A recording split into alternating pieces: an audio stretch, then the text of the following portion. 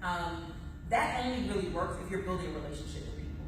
And so do D3 from a genuine heart wanting to help people standpoint, and then offer your expertise later. Teach somebody something, and they will 9 times out of 10 come back and do business with you. That is why our relationship, I was explaining earlier, we have 2 financial advisors from Prudential that come to every D3 seminar that we do, even if they're not presenting, and they do one-on-ones. They offer one-on-ones to people that are interested in meeting with a financial advisor. People see them in church at least once a month, if not more often. So they say, oh, that's George. I know George. He was at the thing last week. I'm going to go sit down with George. And one of the first things they do when you have the one-on-one is they go through your budget. And so before they start talking to you about products and all this stuff, they're going to list out what you owe, who you need to pay, how much does it cost you to live, to see first of all whether or not you can even afford to be invested. And most financial advisors won't do that for you, or they do it from the perspective of trying to see how much they can offer you because they want to see how much you have left over available to spend. And so just helping to engage people and bring additional resources into the process. But that's the 12 steps. So we started from hard work, then we went to hard work, then we went to some, just general education, and the last part is more activism, community outreach, and even, evangelism, and really help to bring people to Christ. We've had a lot of members. The woman who actually built our D3 website came to First Baptist, not because of pastor stories or because of, wanting to be, get her relationship with God through First Baptist. She came because of D3. She said, I heard you guys were doing this financial management program. And she started in D3 classes before she even joined the church. But because of D3, it brought her to the ministry. It brought her, to our church. And so using D3 as an opportunity to engage people and bring them back to Christ, because it is biblically based. It is spiritually sound. It's a spiritual, psychological, behavioral process. And so it really helps to kind of bring people into the fold and to do the work that we really should be doing anyway. One of the questions we didn't talk about today was, or at least going through this process, how do you justify or balance helping people to get out of debt and then dealing with the tithing and giving issue? That question comes up all the time. Because most pastors are like, I need people to give, I need them to tithe.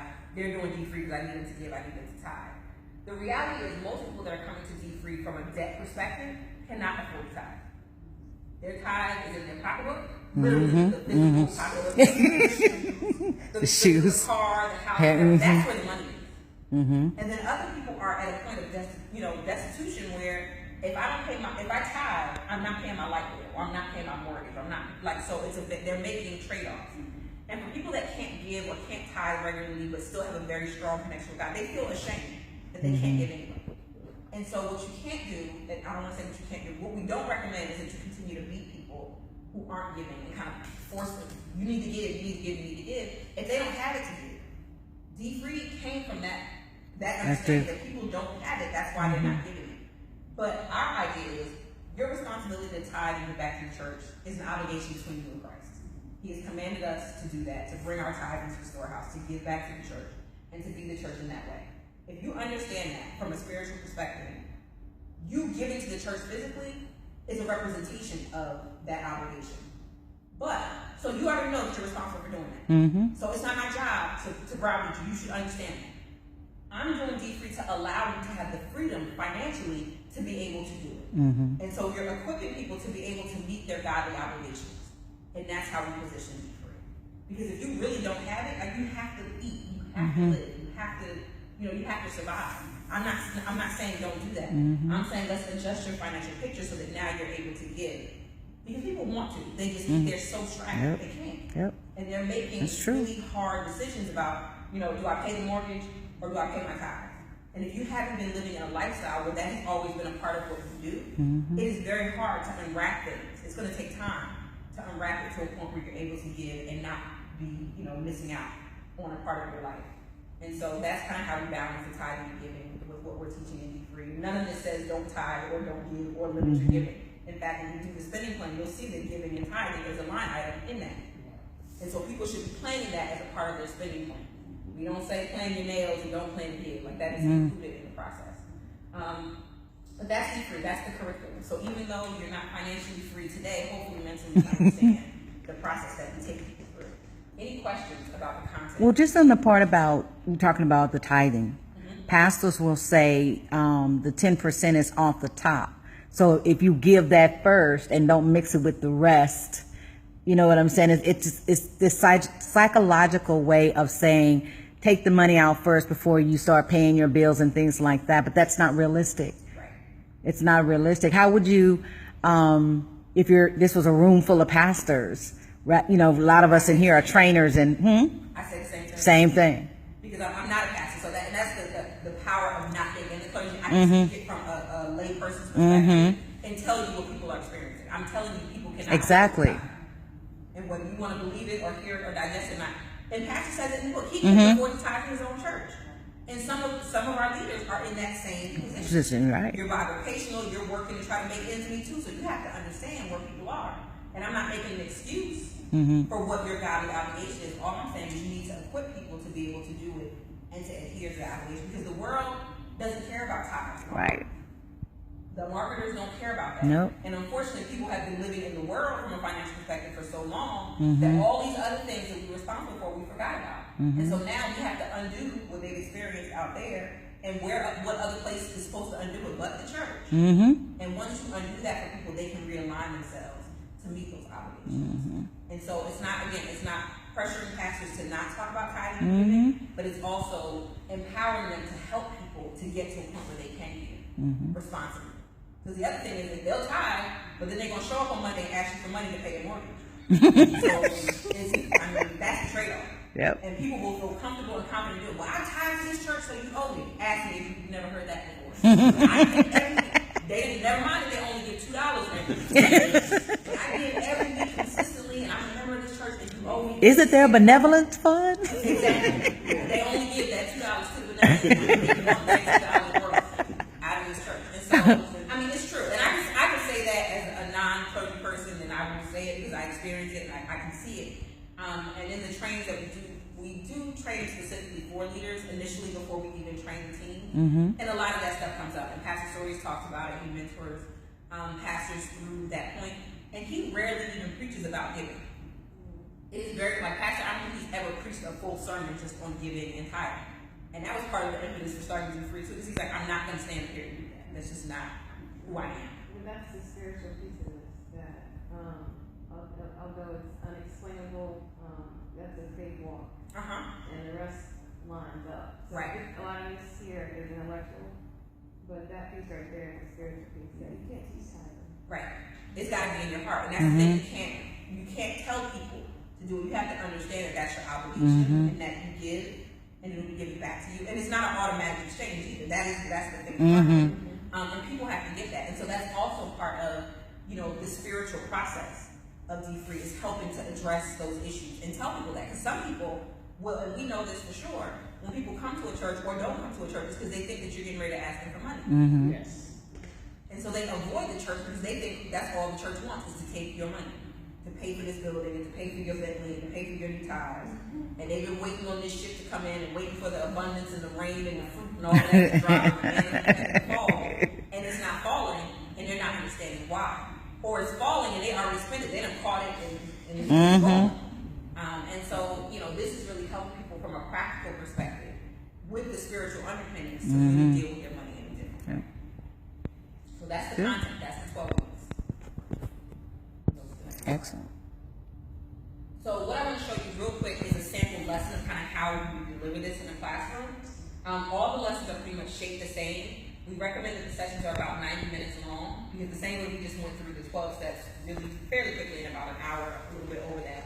We give you more content than you could ever cover in a 90-minute session between going over what's in the text, going over the activities in the workbook, having discussions like this. There's some weeks where people will start to just go. If they stay committed to the process, they will start to share more. So the time will go fairly quickly. But we set up the lessons to be 90 minutes. Some people can cut it to an hour, but it alleviates some of the actual discussion.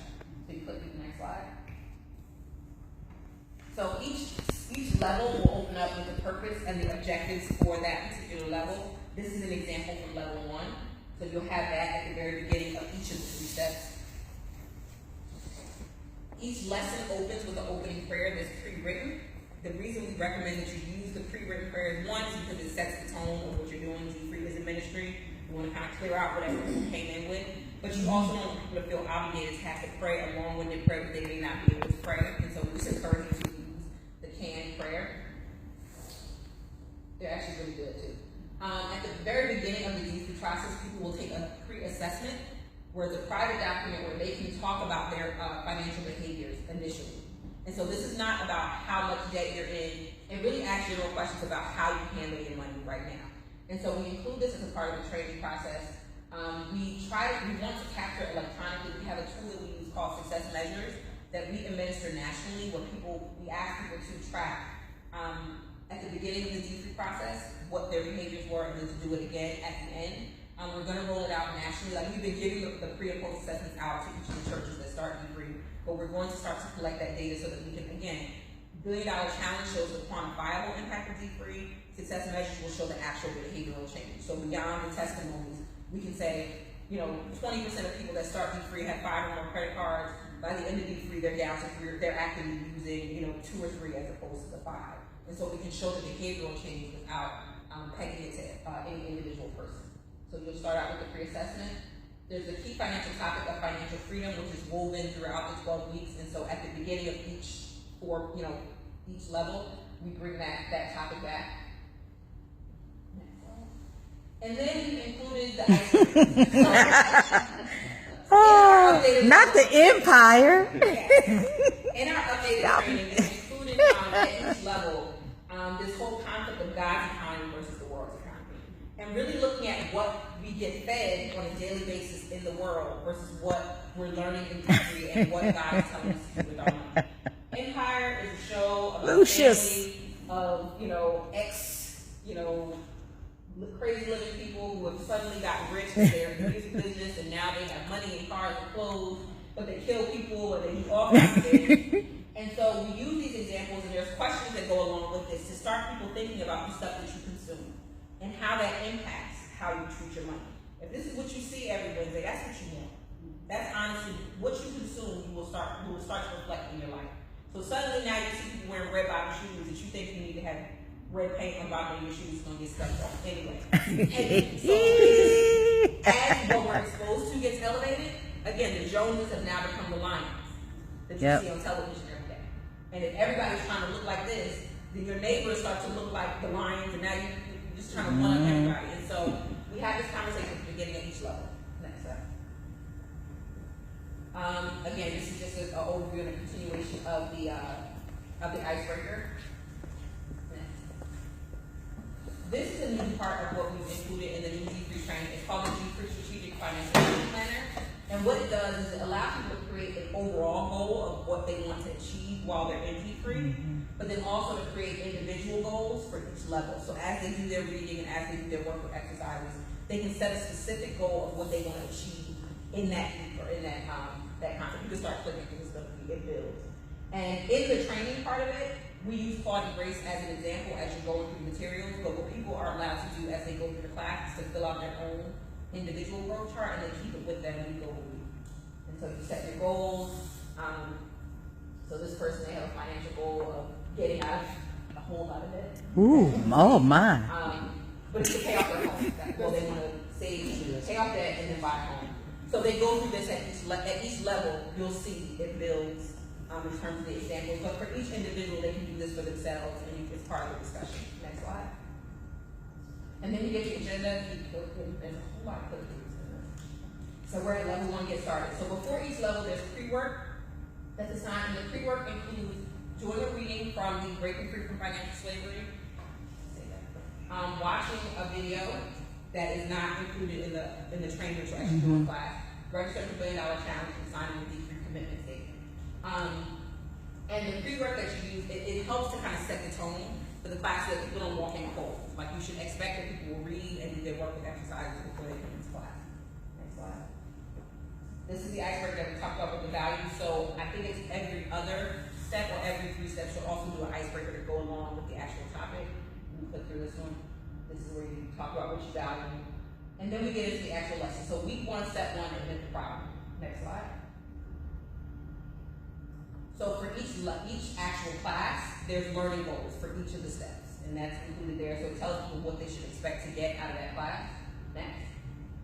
And then we go through, it tracks what you actually read in the textbook. So there's a discussion that you will go over of the actual text that they were assigned to read. Sometimes you can break them into small groups. I like to keep the group together depending on how big the group is, just to talk through the material and make sure that they read. Some people will not read. Yes. Yes. But the way the D3 class is set up is that they include, we'll get to it in a second, so you can skip to the next slide. It includes this video from All Right TV, and basically Dr. Soares will talk through pretty much everything that's in that chapter in the video. So if people don't read, they'll say, oh, I'm not coming to class because I didn't read it. Come to class anyway, encourage them to come, because it actually, you will get the material whether you do the work or not. Now, you won't get the impact if you don't do the work, but you can show up and participate in the conversation even if you didn't do the reading. And so there's a video to go along with the 12 steps. And does anybody know the tagline? Do people recite the tagline here? I used to be. I used to be broke. I ain't broke. I'm not broke anymore. So by the time they finish the 3 classes, Everybody's saying it, yeah. I used to Be broke. I'm not broke Be anymore. broke. So that's what he said. Yeah. But they go through all of the topics that are covered in the text and what is happening at each of those steps. Next. And then there's real life statistics that are included in this. You can keep clicking because I think there's 3 or 4 slides of this. Just to kind of make it real for people that apply to the steps that we're in. So this one talks about the cost of gas paid cash versus what you would pay in credit cards, with interest rates and stuff like that. Keep clicking. Question. You said this is the new curriculum. Yes. Is the statistics updated? Yes. Okay. Yeah, we have. So that's an old name, but the statistics have been updated to reflect our current position and what's the issues.